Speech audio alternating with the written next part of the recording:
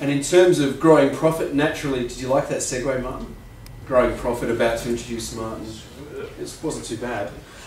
Is Martin Bailey. Martin, this might be the third or fourth gig you've done with us on word of mouth marketing. I think for travel agents, this is probably a skill that many have, but many don't understand the importance of. Martin's a bit of a guru on all things word of mouth marketing. Rather than me steal his thunder, I'll ask him to come up and begin his presentation for me. Thank you, Martin. Brother. Thank you, Martin. Have you heard the story about Schlitz beer? Schlitz beer, very big, famous American brand. Out there looking for a new marketing campaign. They're in 8th place in America. 8th place. What can we do to move up and increase sales? So I had a guy come in and say, look, what can we do to increase sales? Well, tell me about your process, he said. So they took him through the process. This is how we make beer.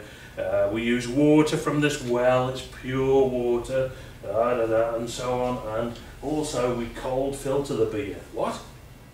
Yeah, our beer is all cold filtered. That's it. What do you mean that's it? This is what we're going to use in our marketing. G. We are going to use and tell everybody that our beer, Schlitz beer, is cold filtered. But the guys from Schlitz said, all beer, all American beer is cold filtered. It doesn't matter. We are going to be the first people to tell the public that our beer, Schlitz beer, is cold filtered.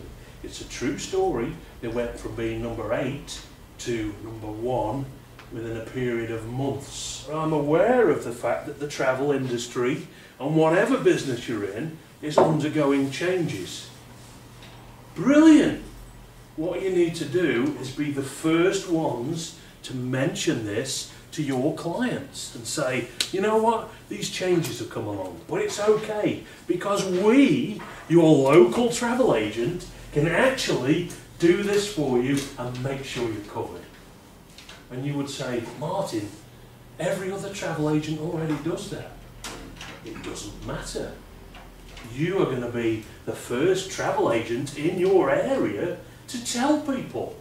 You're like, wow, look at what my agent does for me. I'm covered. I'm a very great exponent and fan of word of mouth marketing. It is, I believe, the most powerful marketing there is. By far. By far. The aim of marketing is to know and understand the customer so well that the product and service fits them and sells itself. The aim of marketing. This is what marketing is all about. If anyone tells you any different, it's this, to know and understand the customer, what the customer's needs and requirements are. And we've seen this recently with a technology company, the next one down. People are drawn to Apple because they are selling their own ideas back to them. You want to know where the ideas for Apple came from? The iPad, the iPod, the whatever it is, from Apple's customer. And it's not rocket science. You're a travel agent. You talk to people all the time. You ask people, what exactly is it you want? Probably slightly different than that, because you don't want to look like you don't know. Well, actually, you don't know until you ask them. Give us your wish list. Give us your wish list. And that's what you're in the business of doing, travel agents. It's beautiful. You've got a terrific business where you're talking to people, let me make your wishes come true. Terrific. Well, our product around people, around the end user. And isn't that what you guys do? You put a holiday together for a person who's the end user, who's actually going to go on it. Oh, okay. Well, how are we going to build on this?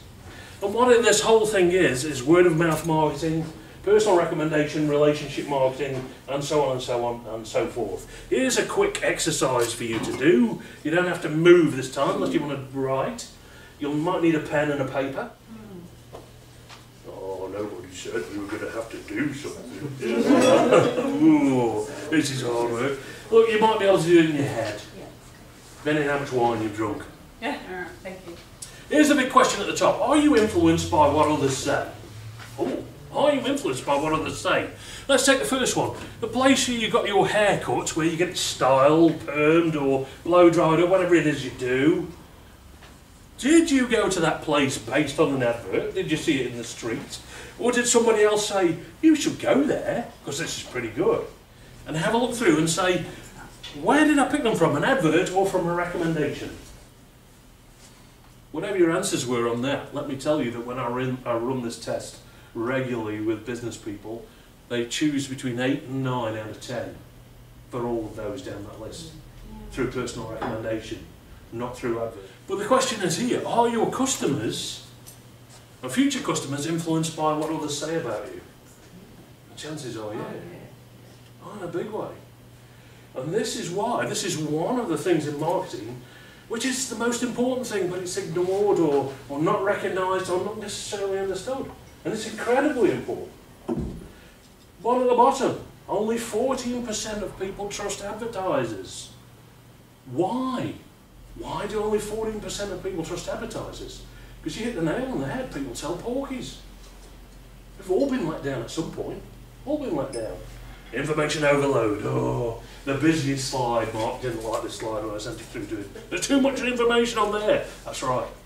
People want choices. No, they don't.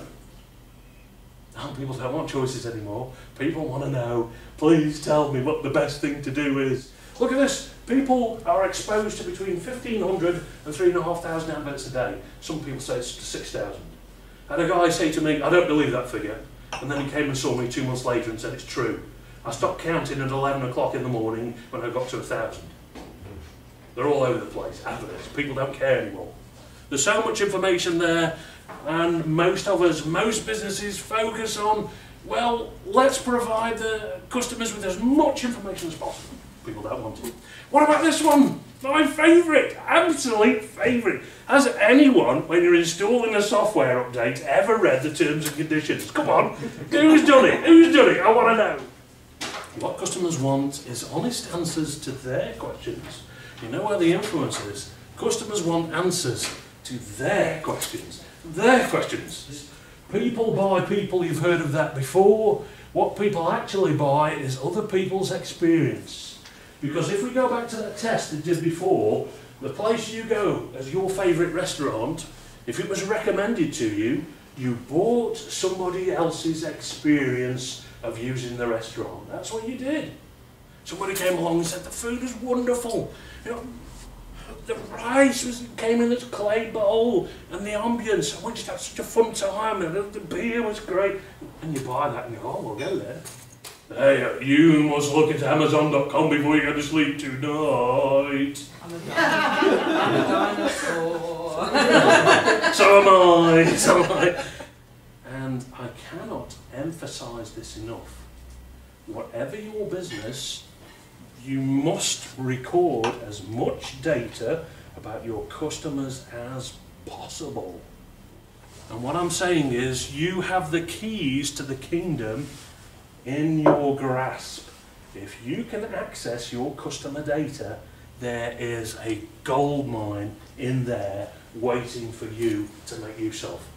If you can't, you need to start recording now on something different, or you need to make sure that somebody fixes it so you can get hold of it. You go into any Beechworth bakery, you will find a plaque on the wall about so big with all the latest compliment slips in. Why is this important? This is the interactive bit again now, sorry. And he goes on, and there's more. And I thought, oh, there's only 2 or 3 of these. And I went in and said, can I just have a few as an example? Open came a box. Thousands and thousands and thousands of them. Can I keep these? Yeah. He gets the feedback. Because you find out what people like. This is for stuff which costs a few dollars. And your average sale is $4 grand, a little bit more, yeah. We as suppliers come out with all the reasons why they need to use us. And the customer says, you know what, can you just make things easier for me, please? Can you make it simple? Just get to the point. This is what I want. Da, da, da. As a customer, this is how I speak. As a supplier, completely different. Here we go. Conclusions. You'll get I think you've got a copy of these slides already. No? We'll email these ones out. For a large fee, you may have a copy of these slides. My word of mouth thing. Yes. People at Ford didn't listen to what the consumers wanted. That's it. What they're based on at Ford is a very old industrial management structure, that goes back to the Industrial Revolution. And it's rubbish, and they've gone down the tubes because they lost contact with their customers. If you lose contact with your customers, your history, Ford and Beechworth. Beechworth maintains contact. We want your feedback. We're going to display your feedback. This is going to influence our product lines, and it's only for a few dollars. You guys are talking thousands of dollars. What do your customers want? You need to know. You need to know. That's your community. And that's a different subject to talk about in another day. I'm on the last couple of things. I'm not going to do number 4. Number 5. Your best sales force is your consumers. Why? Because 90% of consumers believe what other people have to say about a product. People won't believe you because they've been tainted by something completely different. Like Ford. Yeah, of course we'll listen to you as customers. I know you don't want a Ford Falcon anymore, but we're going to build a really good one this time. Nobody wants it. Not really. One sign of an established company, number 6, that is struggling in the marketplace is when their primary marketing strategy is based on price. Do you know any travel agents whose primary marketing strategy is based on price? Yes, quite a few. So how are you going to compete against them? Business relationships. Relationships. It's solving somebody's problem for a price. Yes. It depends whether you solve their problem or somebody else solves their problem. Yeah. That's basically what business is. Yeah. The thing is though, again, you come back to the examples to say the most powerful marketing medium in your favour is the people you already have as customers and what they say about it. Yeah. And the key on top of that is how you're going to build on that, from that. Can you use it? Will you use it? And just roll on anyway, but there's a good way to tap into it now, especially that there are changes in the travel industry. Because everyone's going, it's all going to fall apart, it's all pear-shaped. And you'll go, well, no, it's not. Actually, we do this. We cold filter our travel agency. Swift travel service. Yes, well, there we go, yeah. The majority of consumers now have the financial option to buy based on head first and heart first and head second. This means prices with a certain portion of the market is the driving factor. It is. But it isn't necessarily the market you want to be in. But if you're in that and it makes up a big portion of your bread and butter, how will you address it to? Businesses that identify consumer needs and requirements and can quickly adapt their processes to fulfill them are the ones that are succeeding and will continue to succeed. There is a portion of the marketplace which spends more money on stuff these days and saves up for it, and you're in an I'll just say great. You're in a great position because you get to sell people dreams. And people buy people. People love doing the face-to-face stuff. What we were talking about before. People love talking face-to-face. All this technology we've got, and people still love to go to each other. Because you talk about all sorts of stuff. Let me tell you about Mark's most embarrassing moment. Yes, please tell them. I've no idea what it is, but I just wanted to say that just to people get all set up at the moment, and Mark sat up and Sasha was going, oh. You have to figure out what your consumers' needs are. We think we know them, and believe me, we don't. We don't. Until you talk to them. Anything? Was that wonderful? No, was that wonderful? Yeah.